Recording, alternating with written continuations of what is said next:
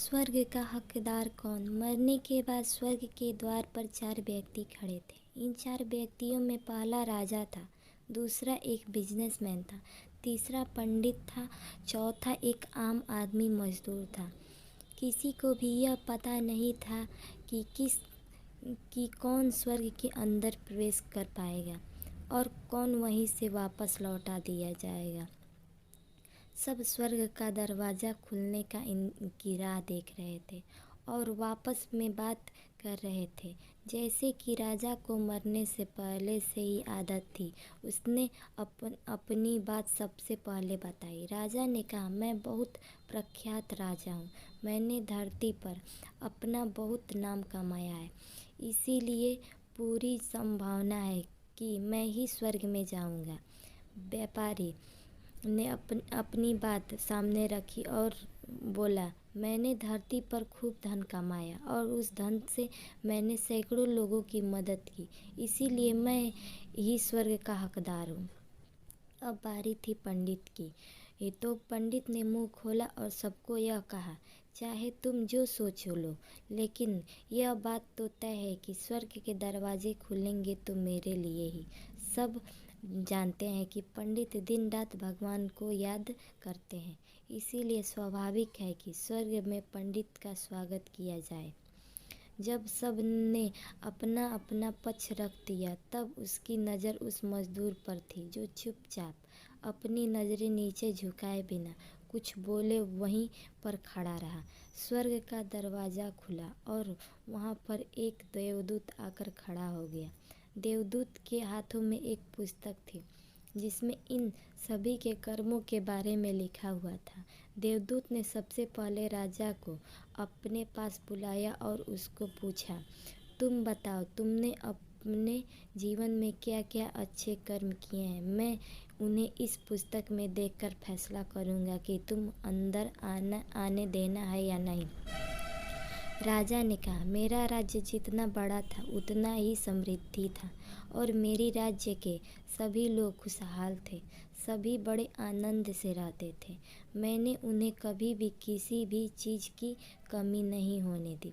यही मेरे अच्छे कर्म है। देवदूत ने अपने पुस्तक में देखा और देखने के बाद राजा से कहा, तुम सच बोलते हो। तुमने अपने राज्य की प्रजा को बहुत सुखी रखा था, लेकिन तुमने अपने राज्य की सीमा में बढ़ने के लिए जितने युद्ध किए थे, उन युद्धों की वजह से हजारों सैनिकों ने अपनी जान गंवाई थी। उन हजार सैनिकों के परिवार के दुख का कारण तुम बने थे, इसीलिए तुम स्वर्ग में नहीं आ सकते। अब बारी थी व्यापारी की। व्यापारी से जब देवदूत ने पूछा कि तुम्हारे अच्छे कर्म क्या हैं, तब व्यापारी ने उसे कहा, मैंने सैकड़ों लोगों को खाना खिलाया है, कई आश्रमों में दान किया है, कई निराश्रित लोगों के लिए घर बनाकर दिया है। यह मेरे अच्छे कर्म हैं।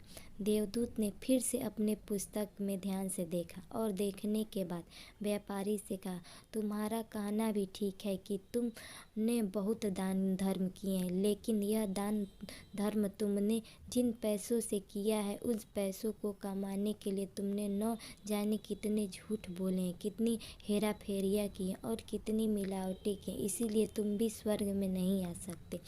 जब पंडित से यह सवाल किया गया तो पंडित ने बड़े ही आत्मविश्वास के साथ कहा, मैंने अनगिनत लोगों को ज्ञान दिया है, हजारों यज्ञ और पूजाएं की और दिन रात भगवान का जप किया है। इससे अच्छे कर्म और क्या ही हो सकते हैं। देवदूत ने अपनी पुस्तक के अंदर झांक कर देखा और पंडित से कहा, आपने जितनी भी लोगों को जो भी ज्ञान दिया है, उन बातों पर खुद कभी अमल नहीं किया। आपने यज्ञ पूजा या भगवान का नाम निस्वार्थ भाव से कभी नहीं लिया, इसलिए आपको भी स्वर्ग में आना प्रबंधित है। मजदूर यह सब देखकर हैरान था। तब तक जिन्हों महान समझता आ रहा था, उनकी व्याख्या स्वर्ग के दरवाजे पर आकर बदल गई थी। धरती पर जिन कर्मों को अच्छा समझा जाता है, उनका यहाँ पर कोई मूल्य नहीं था। यमदूत ने जब इस मजदूर को अपने पास बुलाया और इससे पहले कि वह उससे इसके अच्छे कर्मों के बारे में पूछता, मजदूर बोल पड़ा, प्रभु, मैं जानता हूँ कि मैं भी स्वर्ग में आने के लायक नहीं हूँ, लेकिन मैं फिर भी एक बार बाहर से ही स्वर्ग को झाँक कर देखना चाहता हूँ। बस इससे ज़्यादा मेरी कोई इच्छा है ही नहीं, क्योंकि ऐसी इच्छा पालने के लिए मेरे जीवन में कुछ भी नहीं किया है। मेरा पूरा दिन मेहनत करता, जो भी पैसे कमाता उन्हें अपने परिवार के पालन पोषण में खर्च कर देता, इसीलिए दान धर्म के लिए कुछ बचता ही नहीं। लोगों की भला मैं क्या सेवा करता, क्योंकि काम के बाद जो थोड़ा समय मिलता उसको अपने बूढ़े माँ बाप की सेवा में बिता देता। और यह सब करने के बाद मैं कभी कभी मंदिर भी चला जाता और भगवान से जैसे भी मुझे दिया उस जीवन के लिए धन्यवाद कहता। देवदूत ने अपनी पुस्तक में बड़े ध्यान से देखा और थोड़ी देर देखते ही रहा। फिर उसने मजदूर से पूछा कि तुमने याद करके बताओ, तुमने कभी तो कोई अच्छे कर्म किया होगा। मजदूर ने थोड़ी देर सोचने के बाद बोला, हाँ, मुझे थोड़ा थोड़ा याद है। एक बार मैं बहुत भूखा था और मैं खाना ही खाने बैठा था कि एक बहुत ही कमज़ोर कुत्ता, जो ठीक से चल भी नहीं पा रहा था, वह मेरे पास आ गया और मेरे खाने को देखने लगा। तब मैंने अपनी रोटी उसे खिला दी थी और उस दिन मैं खुद भूखा सोया था। मजदूर की बात सुनने के बाद देवदूत मुस्कुराया और मजदूर को बड़े सम्मान से स्वर्ग के अंदर ले गया।